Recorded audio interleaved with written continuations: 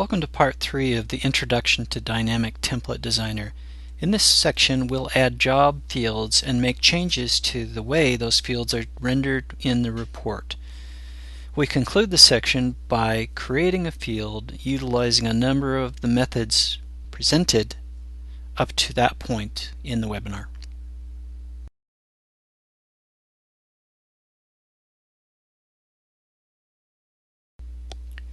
Let's now visually highlight full and full backup jobs with a blue background to help them stand out.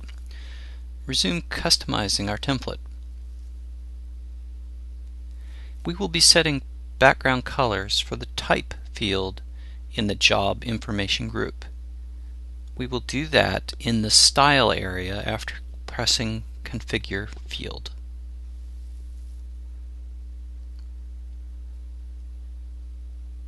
Let's close the screen for just a moment and note the alias that has been assigned to this field in the Dynamic Template Designer.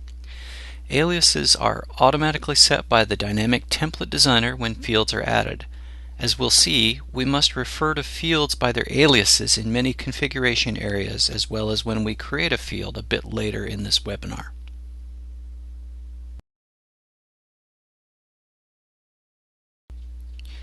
I've pasted the style content into the field. I've shown the syntax for the style in the text pop-up for easy reading at the bottom of the screen. Read it as, when the value in the field with alias I equals the string full, then invoke a blue background. When the value in alias I equals the string full backup, then invoke a blue background. Anything else? Apply no additional style. Click on OK to close the Configure Field dialog. Let's take a look at our style change. Save our work and then refresh our report.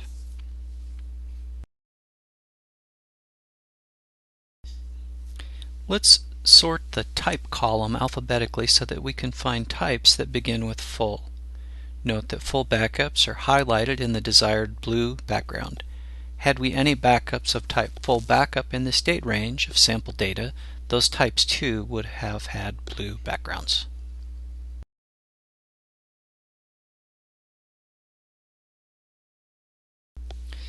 We resume customizing our template.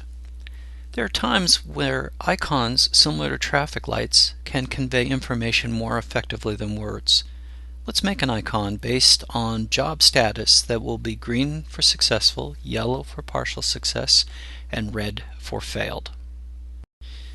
Job summary status is the field upon which our icon is based. Let's bring in the job summary status field again using our familiar drag and drop, and then configure the field. Let's place the field after the job finish date.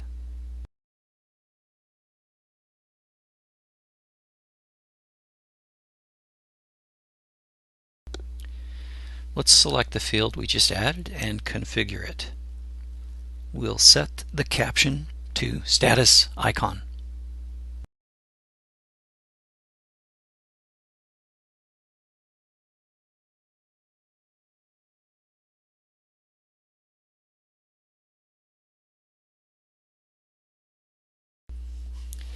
We make this an icon field by setting the formatter value to status icon.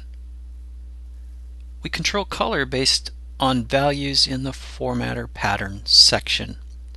Translating the syntax from left to right, it reads, if the value is 0, make the icon green. If the value is 2, make the icon red. If the value is 1, make the icon yellow. Anything else, icon is white.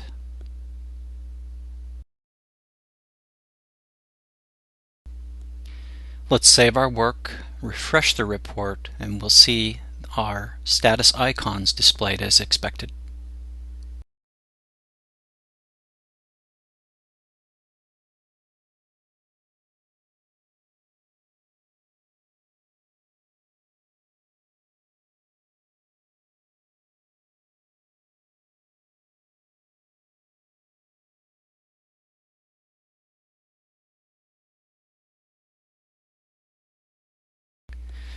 Let's now add a field that will display job sizes in human-friendly form, where APTARE will automatically choose a unit value appropriate to the size of the base value and show the unit label row by row. This field, which we will call job size friendly, is based upon the enterprise object field job size. Let's bring that field into the report and place it after duration.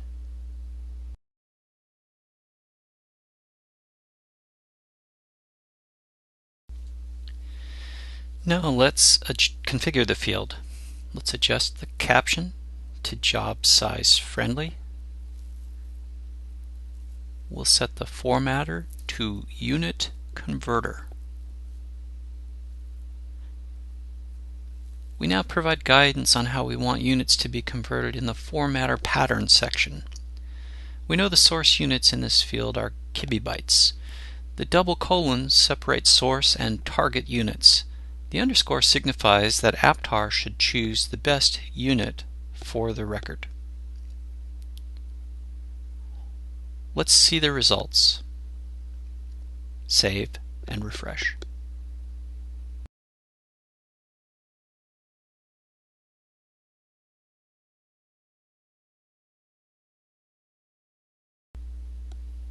Note the job size friendly column now displays, and the units are being adjusted automatically by the reporting tool. This allows for a very human-friendly report.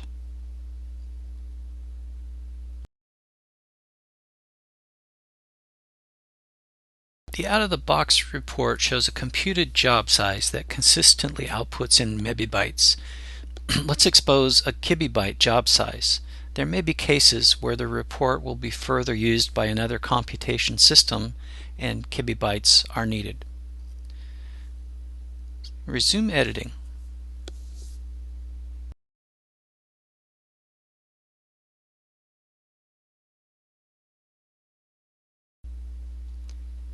There is a hidden column that exists in the out-of-the-box report. Let's adjust the caption since we are going to expose this field, and in fact the units provided by the enterprise object job size are in kibibytes. We'll change the field type from hidden to column in order to expose it. We will remove any formatter pattern since we want no formatting to be applied on this column.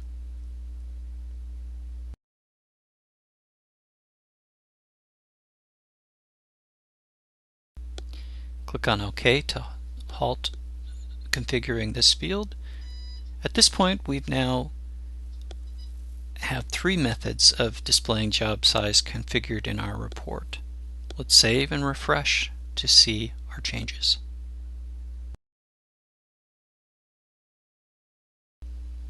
As desired, we now see our job size friendly field as well as a strict kibibyte column.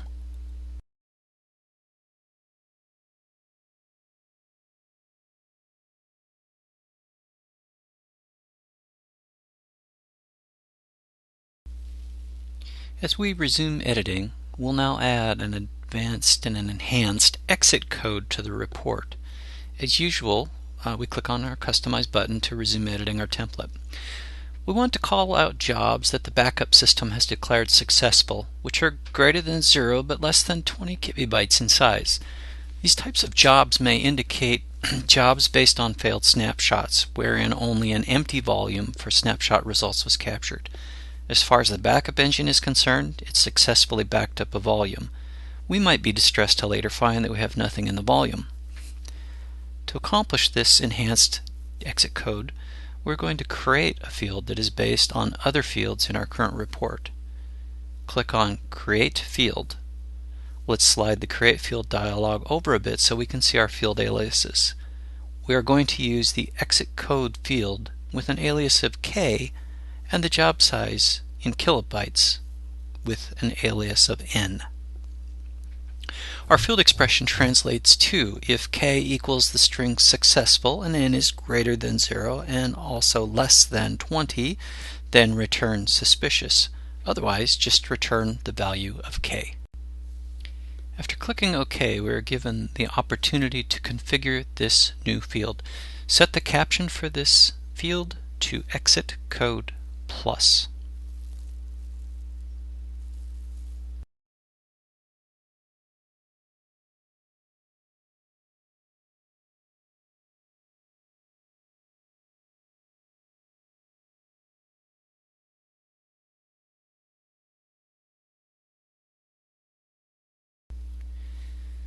Let's now click OK so we can temporarily stop configuring the field and see the alias assigned to the new field.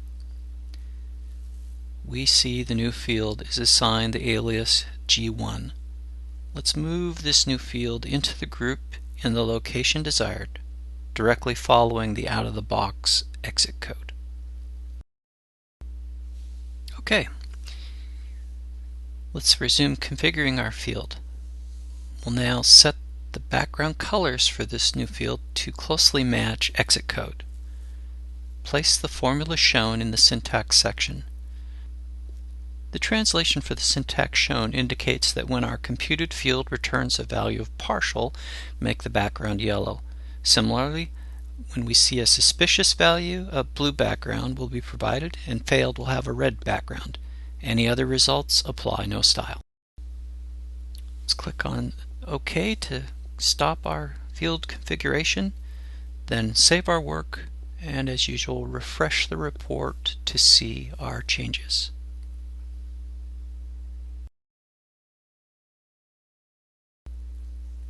We see our new field. As we scroll down, we see our newly calculated suspicious category of jobs.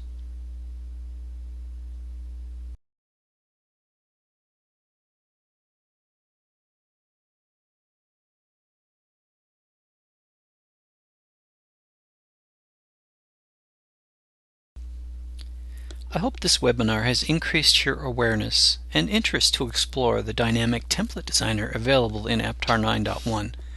We've covered a few of the capabilities provided by the tool here. There's much more functionality available. To further grow your skills, arrange with APTARE for additional training and explore the online documentation of the APTARE environment shown on the screen. Thank you.